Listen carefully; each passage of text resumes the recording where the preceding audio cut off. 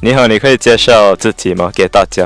大家好，我名字叫 Crystal，我今年30岁，然后目前的工作是财务顾问跟 content creator。你怎么进入这个社交媒体内容创作者呢？之前是因为那个疫情，然后就是在家里没有东西做，然后因为我是很内向的一个人，所以我觉得就是通过社交媒体，我可以表达我自己。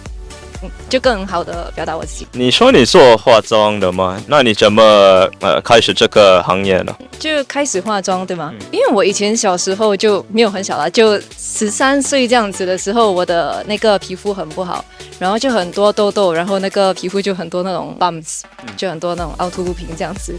对，所以我以前其实是被欺负的。欺负到大，因为我的皮肤很不好嘛，人家都叫我那冰 burger。所以我就是这样子开始就有接触到化妆，然后我就上学的时候我也有偷偷化那种妆，就比较淡的妆啦，就盖着我的那些pin包这样子。对，所以我就是这样子开始的。What are your opinions on the beauty standards of Korea? Since you do makeup, right, as a content creator, so like, what's your opinion on the Koreans that do beauty? I think Korea has like the highest standard of beauty like in Asia, and because my uncle is actually Korean, and then I heard that young Korean girls, right, they actually get surgery after their graduation, like as a gift from their parents to like get better jobs. So I think that's the kind of standard we are looking at, and Singapore is just very different. Do you think Singaporeans' beauty standards are of good quality or standard for guys and girls? And can you like elaborate more for each like particular gender as well? Okay, maybe we can start off with females. I think nowadays the younger generation, I think the beauty standard is really great. Like I'm not sure whether if they are influenced by the Korean pop culture or not, but everybody is like very well dressed and the makeup is like perfect. And then for guys, right, I'm seeing a trend whereby guys are also putting on like very subtle makeup, which is okay. I find it's okay so long as you feel more confident in it. And yeah, I think it's a good sign as compared to my generation where, I think we are a little bit underdressed. Do you think Singaporeans are actually trying to copy Koreans in terms of their fashion sense and makeup? Okay, I think, right, it's not really copying, but like we are inspired by the K-pop culture, even myself.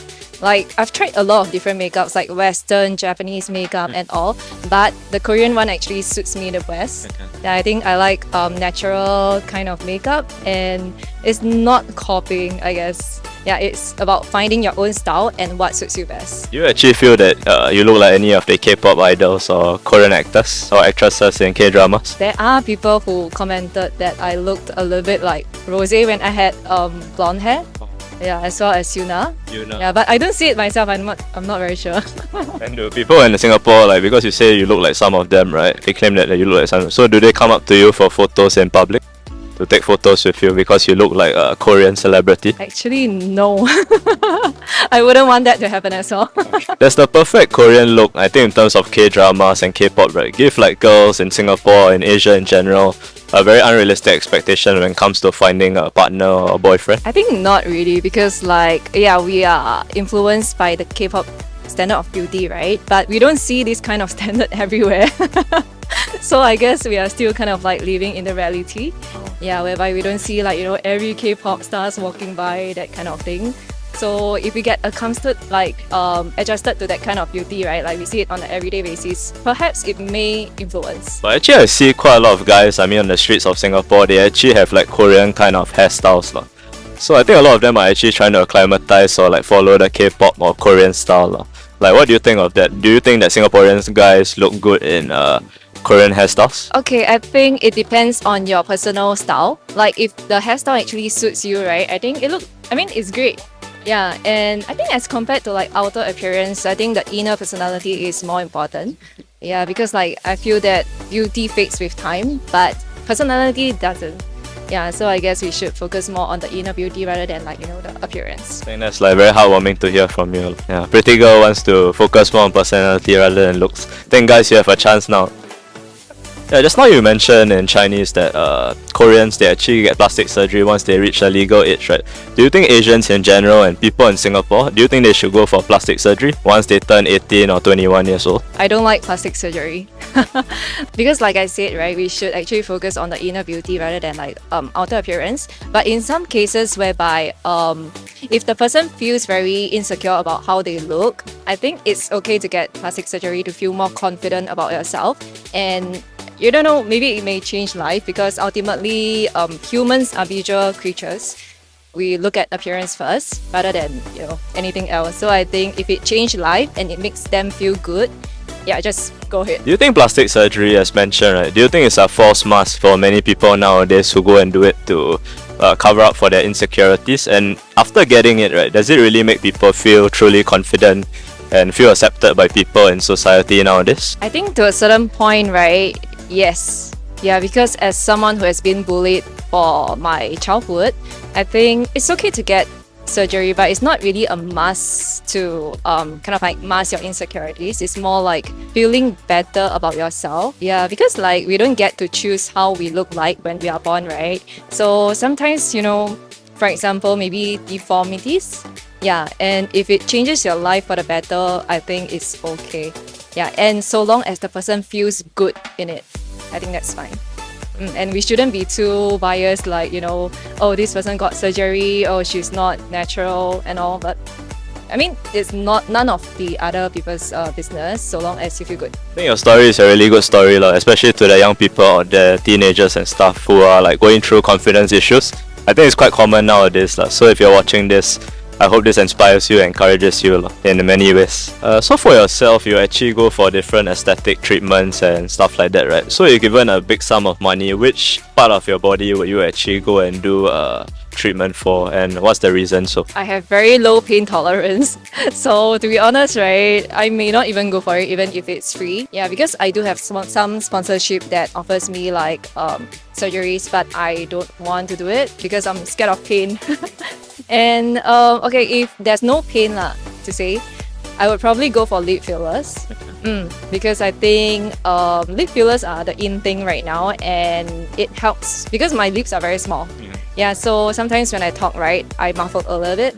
So I think that would probably help with some of my insecurities, but I would prefer not to go if I have a choice. I mean, some people, they actually go for lip fillers, but I see it's like quite extreme after that in terms of their lips becoming very swollen and stuff. Then after that, they can't undo the effect. So do you think that's actually a downside of aesthetic treatment or plastic surgery? I think that's a risk that people have to take. Yeah, because I have seen some cases whereby it turns bad, but I think it's a choice whether if you want to go for it or not. Like personally, I wouldn't want to go for that risk. Yeah, because I think currently I'm happy with how I look, and more importantly, I think it comes with age. Like actually, my face didn't change much from when I was young. Yeah, it's just that probably the confidence in me changed. Yeah, it's about like accepting yourself for who you are. You're just pretty like in your own way, so you don't have to like compare with other people. I think that's the key message that I want everyone to take home today. Just be yourself and be who you are. I think people who like you for you will eventually come to you. So don't worry about anything. 所以如果女生要进入这个化妆的行业，你有什么建议吗？还是鼓励可以给大家听？我觉得重点是就是要看你要怎样的那个妆容，而且我觉得最容易的那个学习化妆的技巧，就可能去 Instagram， 要不然就去 YouTube。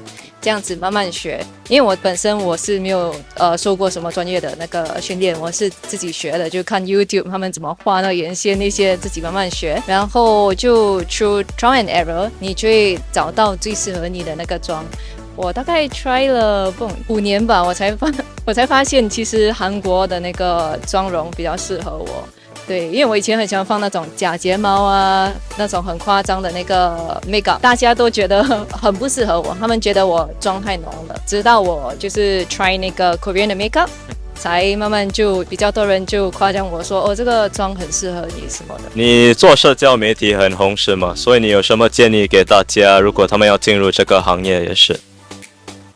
其实没有很红我只有14千而已。on Instagram。不够，我觉得不够啦。So 如果有什么人就是想要尝试这个社交媒体的这个行业的话，我觉得重点是还是要就是 be yourself。你要有自己的特色，人家才会想要就看更多你的视频。然后 be original， 就是你不可以人家做什么你就学做什么，因为那个不是你嘛，你只是在 follow 那个 trend 而已，而且人家不会想要看一样的东西。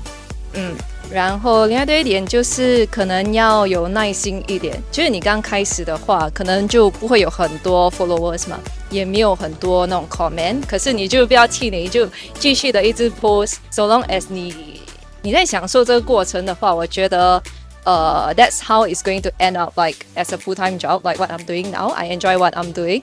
And that's more important than, just getting followers, getting people to like you for the attention and money. I don't think that's right. So basically, you just have to enjoy what you're doing and it will probably go a long way. So actually it's just three things like passion, consistency and then excellence in what you do. And patience of course is the key because it takes time also to build up for people to know your personal brand, right?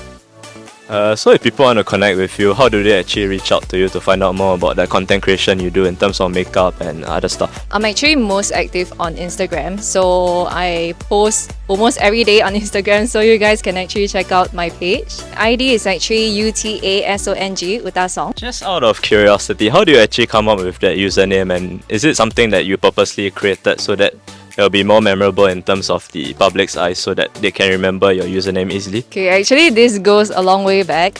So before I started Instagram, right, I was actually covering Japanese songs on YouTube. So Uta in Japanese is actually song. So I actually like music a lot. So that's how I came up with like Uta song. And I didn't want to change the handle because like I do have like international friends that I've connected through YouTube. So I wanted them to be able to find me. For mine also on Instagram is Chindian King So actually because I'm a mixed blood so half Indian, half Chinese. My dad is Indian and my mom is Chinese 所以我是混血人。所以如果你们要关注我们，也可以在网上找到我们。谢谢你们。